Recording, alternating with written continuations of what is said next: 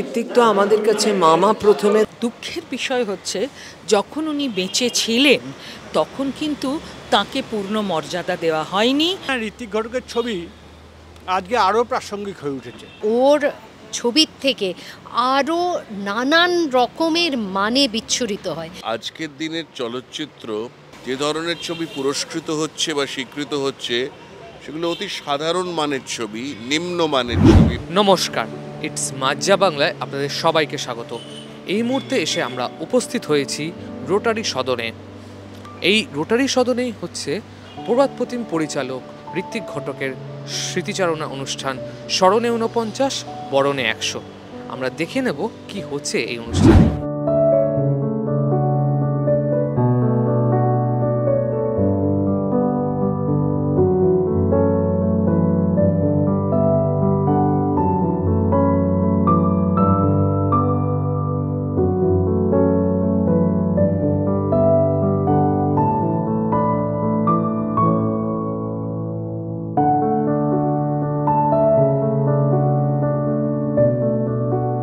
আমার মনে হয় ঋত্বিক ঘটকের ছবি আজকে আরও প্রাসঙ্গিক হয়ে উঠেছে।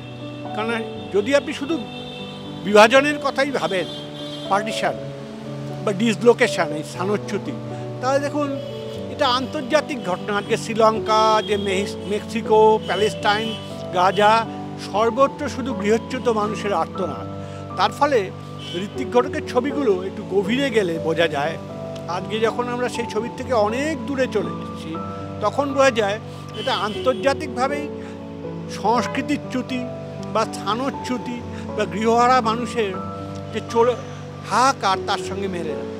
এবং ঋত্বিক ঘটকের ছবি দেখলে রবীন্দ্রনাথের গানটা আছে না, মন যে দিল না সারা তাই তুমি গৃহহারা পরবাসী বাহিরে অন্তরে। এই যে বাহিরে অন্তরে যারা পরবাসী তাদের কথা কে বলবে যদি সুবর্ণরেখার ঋত্বিক ঘটককে না মনে পড়ে, যদি কোমল গান্ধারের ঋত্বিক ঘটককে না মনে পড়ে, যদি মেঘরেখা তা না দেখি। তিনি চিরদিন মানুষের ঐক্যের কথা বলেছেন। এটা শুধু ভৌগোলিক ঐক্য না, আত্মার ঐক্য, ইতিহাসের ঐক্য। কিন্তু যখনই আমরা দেখি যে সেই জায়গার মধ্যে আগুন জ্বলে, আগুন ডালপালা ছড়ায়, রক্ত আর মৃত্যু এসে হানা দেয়, তখনই আমাদের মনে পড়ে এই ঋত্বিক ঘটককে। তিনি জিজ্ঞেস করতেন রাত কত হইল, উত্তর মেলে না, উত্তর মেলে না। আমার মনে হয় খুবই প্রাসঙ্গিক এই কারণে যে আজকের দিনের চলচ্চিত্র দেশে বিদেশে আমার মনে হচ্ছে পথ হারিয়ে ফেলেছে। যে ধরনের ছবি পুরস্কৃত হচ্ছে বা স্বীকৃত হচ্ছে সেগুলো অতি সাধারণ মানের ছবি, নিম্ন মানের ছবি, মধ্যমেধার ছবি। ঋত্বিক ঘটকের মধ্যে নানান ধরনের ত্রুটিও ছিল, মানে খুব ভীষণভাবে সুন্দর, সুঠাম, সুস্থ, স্বতঃস্ফূর্ত হয়তো নয়, কিন্তু তার মধ্যে যে তীব্রতা ছিল, যে সৃজনশীলতার জোয়ার তার ছবির মধ্যে ছিল, সেটা আজকে নেই। তার ছবির মধ্যে পাগলামি ছিল, স্বপ্ন ছিল, অনুভূতি এবং আবেগ ছিল, যেগুলো আজকে পাচ্ছি না। তাই আমি মনে করি আজকে যারা চলচ্চিত্রের ছাত্র এবং সাধারণ মানুষ, তাদের বেশি করে দেখা উচিত ঋত্বিক ঘটকের ছবি এবং ভীষণভাবে প্রাসঙ্গিক। আমার তো মনে হয় যে যত সময় অতিবাহিত হচ্ছে ওর চলচ্চিত্রের প্রাসঙ্গিকতা শুধু বাড়ছে তাই নয়, ওর চলচ্চিত্রে যে ব্যাপারটি আছে যে প্রথমবার দেখলে মনে হয় কি আমি সবটাই বুঝেছি, উনি যেটা বলতে চাইছেন সেটা সবটাই বুঝেছি, কিন্তু তারপরে দেখা যায় যে এটা প্রায় ওই সেই ক্যালিডোস্কোপের মতো। একটুখানি যদি আমার দৃষ্টিভঙ্গিটা পাল্টাই বা সময়টা যদি পাল্টে যায় বা পরিস্থিতি যদি পাল্টে যায়, তখন ওর ছবির থেকে আরও নানান রকমের মানে বিচ্ছুরিত হয়। একটা হিরেকে যেমন আমরা আলোর মধ্যে ঘোরালে মানে খুব অপ্রত্যাশিতভাবে নানান রকম আলোর রশ্মি বেরোতে থাকে, আমার তো মনে হয় ঋত্বিকের ছবি সেরকমই। এবং এই অফুরান চরিত্রটা আছে বলেই এর প্রাসঙ্গিকতা নিয়ে কোনোদিন কোনো সমস্যা হবে না। আমি না বুঝে এই ছবিটা করেছিলাম এবং ঋত্বিক দা উনি আমাকে সিনেমার ইতিহাসে অমর করে রেখেছে। আজকে এই ছবিটা ওয়ার্ল্ড ক্লাসিক ফিল্মে দেখাচ্ছে, তো আমি অনেক দিন বেঁচে থাকবো।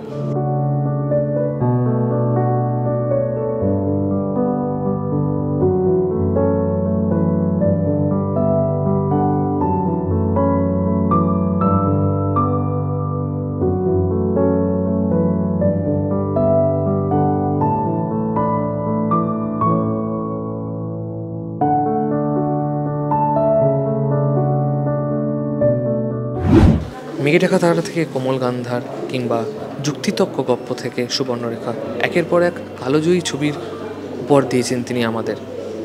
এই স্মৃতিচারণ অনুষ্ঠানে শুধু তার স্মৃতিচারণাই নয়, রয়েছে তার চলচ্চিত্র জীবনের নানা দিক। আমরা দেখে নেব।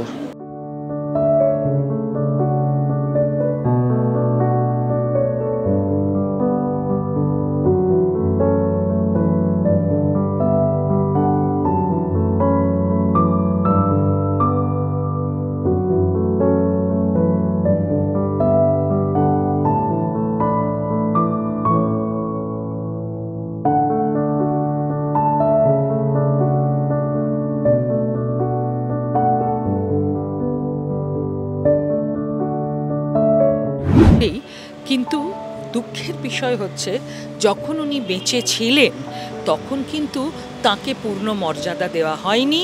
তাকে তার কাজ, তিনি সময়ের অনেক এগিয়ে ছিলেন, সময়ের থেকে অনেক এগিয়ে ছিলেন। ওর 1952 সালে উনি যে ছবিটি করেছিলেন নাগরিক, সেই ছবিটি কিন্তু রিলিজই হয়নি, এবং রিলিজ না হওয়ার যে দুঃখ সেটা আমরা খুব ভালো করে, অন্তত আমি জানি, কারণ আমার ছবিরও এই ঘটনা ঘটেছিল। কিন্তু আমি ওর থেকে অনেক বেশি লাকি, কারণ আমার জীবদ্দশায় ছবিটা রিলিজ করে। কিন্তু ওনার ছবিটা ওনার মৃত্যুর 2 বছর পরে সেই ছবিটা রিলিজ করে। যদি আমরা পেছনে ফিরে দেখি, আমরা দেখব যে নাগরিক কিন্তু একটা এমন ছবি হতো যা হয়তো অন্যান্য অনেক ছবি যেগুলোকে পথিকৃত বলা হয়েছে তার থেকে এগিয়েই ছিল।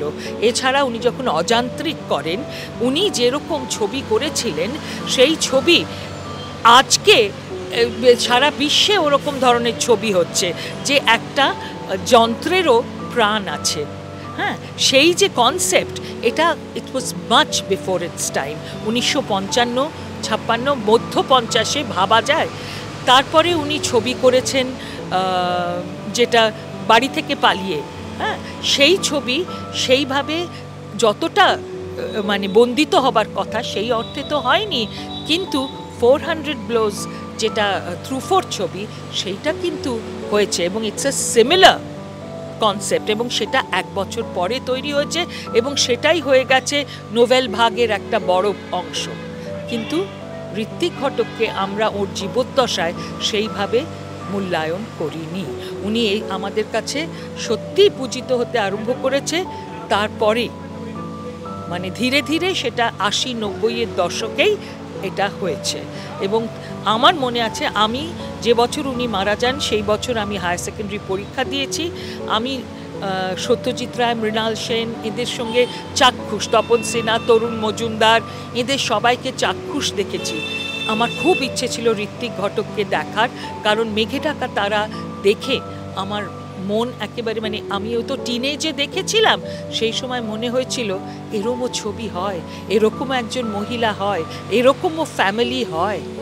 আমার মতে আমি তার উপরে যে ধরনের কাজ শুরু করেছি, আজকে দীর্ঘ 17 বছর ধরে ওনার উপরে কাজ করছি, খুঁটিয়ে খুঁটিয়ে কাজ করছি। ওনার যে মানবিকতা বা মানসিকতা আমি পড়াশোনার মধ্যে দিয়ে গ্রহণ করতে পেরেছি, তাতে আমার মনে হয় উনি একজন অনন্য ব্যক্তিত্ব সম্পন্ন মানুষ। এর থেকে আমার কাছে আরও কিছু তথ্য জানতে হলে অনেক সময়ের ব্যাপার, কিন্তু আমি মনে করি যে উনি একজন অনন্য ব্যক্তিত্ব সম্পন্ন মানুষ। এবং একান্ত ঋত্বিক বলে আমার একটা লেখাও আছে, যে লেখার মধ্যে দিয়ে পরিষ্কারভাবে ওনার সমস্ত কথা বলেছি, এবং মেঘেঢাকা তারার সঙ্গে আমার কি চিন্তাধারা হয়েছে সেটাও আমি পরিষ্কারভাবে জানিয়েছি, এবং সেটা প্রকাশও পেয়েছে। ঋত্বিক তো আমাদের কাছে মামা প্রথমে, তারপরে ঋত্বিক ঘটক, তিনি বিখ্যাত মানুষ। কিন্তু ঋত্বিক মামা হিসেবে আমাদের কাছে আমরা যেভাবে পেয়েছি তাকে কাছ থেকে এবং ছোটবেলা থেকে, তার মধ্যে দিয়ে তাকে অনেক রকমভাবে দেখেছি। তার স্নেহের দিক, তার ভালোবাসার দিক, তার বৈদগ্ধ্য, মানে যখন যে বয়সে থেকেছি মনে হচ্ছে ছোট মামা তো আমার কথাই ভাবছে। এই যে এখানে আজকে আমরা ব্যবস্থা করেছি, এইগুলো সমস্ত একটা আমরা তহবিল তৈরি করার চেষ্টা করছি, যেটাতে আমরা এটা আন্তর্জাতিকভাবে একটা ঋত্বিকের সন্তানের প্রতি মানে কিছু একটা করার আমরা উদ্যোগ নিতে পারি। আপনারা দেখে নিলেন প্রভাতপ্রতিম পরিচালক ঋত্বিক ঘটকের স্মৃতিচারণা অনুষ্ঠান। বহু চলচ্চিত্র শিল্পী এবং বিশিষ্ট সাহিত্যিকরা উপস্থিত ছিলেন এই স্মৃতিচারণা অনুষ্ঠানে।